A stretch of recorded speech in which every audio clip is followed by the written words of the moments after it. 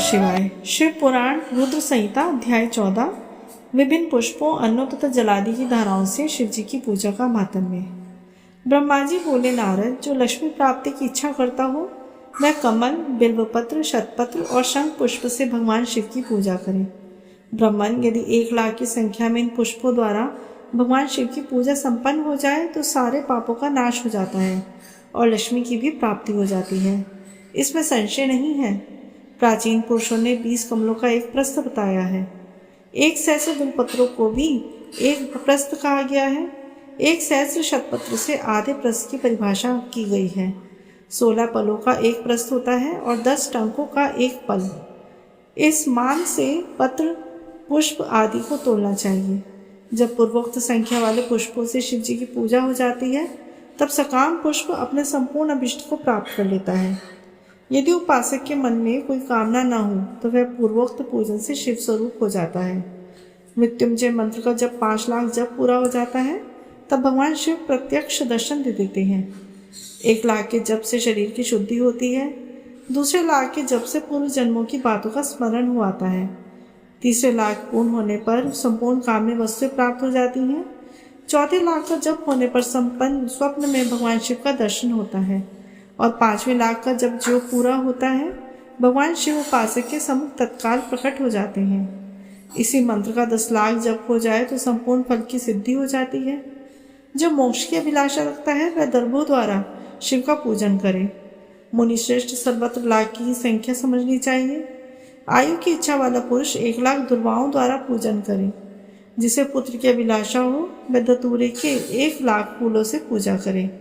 लाल डंठल वाला धतूरा पूजन में शुभदायक माना गया है। अगस्त्य के 1 लाख फूलों से पूजा करने वाले पुरुषों को महान यश की प्राप्ति होती है। यदि तुलसी दल से शिव जी की पूजा करें तो उस उपासक को भोग और मोक्ष दोनों प्राप्त हो जाते हैं। लाल और सफ़ेद आँख, अपामार्ग और श्वेत कमल के 1 लाख फूलों द्वारा पूजन करने से भी उसी फलों की प्राप्ति होती है। जपा के 1 लाख फूलों से की हुई पूजा शत्रुओं को मृत्यु देने वाली होती है। करवीर के 1 लाख फूल यदि शिव पूजन के उपयोग में लाए जाएं तो वे यहाँ रोगों का उद्घाटन करने वाले होते हैं। बंदूक के इस फूलों द्वारा पूजा करने से आभूषण की प्राप्ति होती है। चमेली से शिव की पूजा करने से मनुष्य वाहनों को उपलब्ध होता है। इसमें संशय नहीं है। अलसी के फूलों से महादेव की पूजन करने वाला पुरुष भगवान विष्णु को प्रिय हो जाता है। शमी पत्र से पूजा करने वाला मनुष्य मोक्ष प्राप्त कर लेता है। बेला के फूल चढ़ाने पर भगवान शिव अत्यंत शुभ लक्षणा पत्नी प्रदान करते हैं। जूही के फूलों से पूजा की जाए तो घर में कभी अन्न की कमी नहीं होती। कनेर के फूलों से पूजा करने पर मनुष्य को वस्त्र की प्राप्ति होती है। सेदुआरी या शेफालिका के फूलों से शिव का पूजन किया जाए तो मन निर्मल होता है। 1 लाख बिल्वपत्र चढ़ाने पर मनुष्य अपनी सारी काम्य वस्तुएं प्राप्त कर लेता है।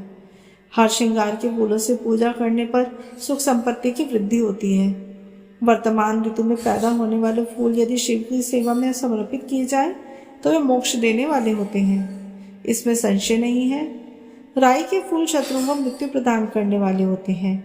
इन फूलों को 1-1 लाख की संख्या में शिव के ऊपर चढ़ाया जाए तो भगवान शिव प्रचुर फल प्रदान करते हैं। चंपा और केवड़े को छोड़कर यदि सभी फूल भगवान शिव को चढ़ाए जाते हैं। विप्रवर, महादेव जी के ऊपर चावल चढ़ाने से मनुष्य को लक्ष्मी बढ़ती है।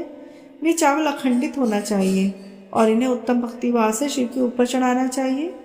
रुद्र प्रधान मंत्र से पूजा करके भगवान शिव के ऊपर बहुत सुंदर वस्त्र चढ़ाएं और उसी पर चावल रखकर समर्पित करें तो उत्तम है। भगवान शिव के ऊपर गंध, पुष्प आदि के साथ एक श्रीफल चढ़ाकर धूप आदि निवेदन करें तो पूजा का पूरा फल प्राप्त होता है।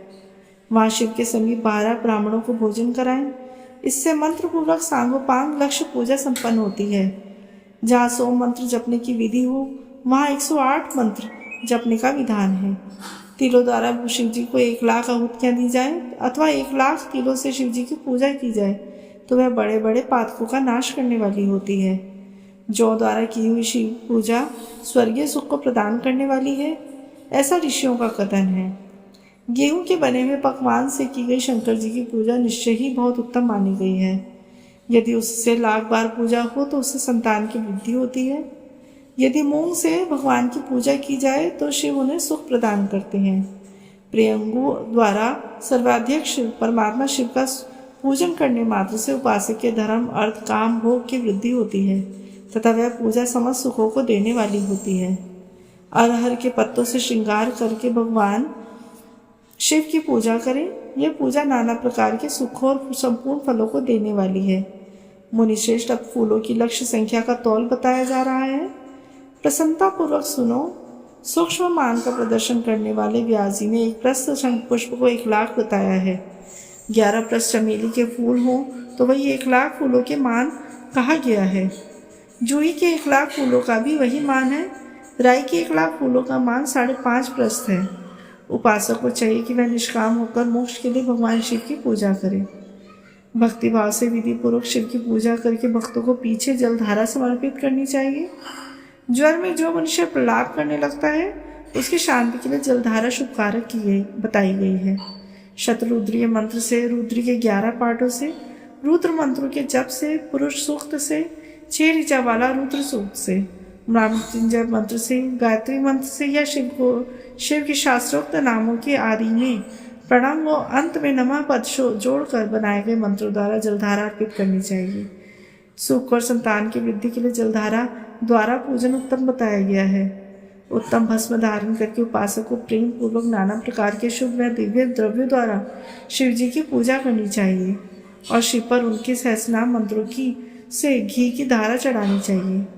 ऐसा करने पर वंश का विस्तार होता है, इसमें संशय नहीं है। इसी प्रकार यदि 10,000 मंत्रों द्वारा शिव जी की पूजा की जाए तो प्रमेह रोग की शांति होती है और उपासक को मनवांछित फल की प्राप्ति हो जाती है। यदि कोई नपुंसकता को प्राप्त हो तो वह घी से शिव जी की भली भांति पूजा करे तथा ब्राह्मणों को भोजन कराए। साथ ही उसके लिए मुनीश्वरों ने प्राजापत्य व्रत का भी विधान किया है। यदि बुद्धि जड़ हो जाए तो उस अवस्था में पूजक को केवल शर्करा मिश्रित दुग्ध की धारा चढ़ानी चाहिए। ऐसा करने से उसे बृहस्पति के समान उत्तम बुद्धि की प्राप्ति हो जाती है। जब तक 10,000 मंत्रों का जप पूरा ना हो जाए तब तक पूर्वों के दुग्ध धारा द्वारा भगवान शिव का उत्कृष्ट पूजन चालू रखना चाहिए। जब तन मन में अकारण ही उच्चाटन होने लगे, जी उचट जाए, कहीं भी प्रेम ना रहे, दुख बढ़ जाए और अपने घर में सदा कलह रहने लगे, तब पूर्वोक्त रूप से दूध की धारा चढ़ाने से सारा दुख दूर हो जाता है। सुवासित तेल से पूजा करने पर भोगों की वृद्धि होती है। यदि मधु से शिव की पूजा की जाए तो राज्य क्षमा का रोग दूर हो जाता है। यदि शिव पर ईख के रस से धारा चढ़ाई जाए तो वह भी संपूर्ण आनंद की प्राप्ति कराने वाली होती है। गंगा जल की धारा तो भोग और मोक्ष दोनों फलों को देने वाली है। ये सब जो धाराएं बताई गई हैं इन सबको मृत्युंजय मंत्र से चढ़ाना चाहिए। उसमें भी उक्त मंत्र का विधानतः 10,000 जप करना चाहिए और 11 ब्राह्मणों को भोजन कराना चाहिए।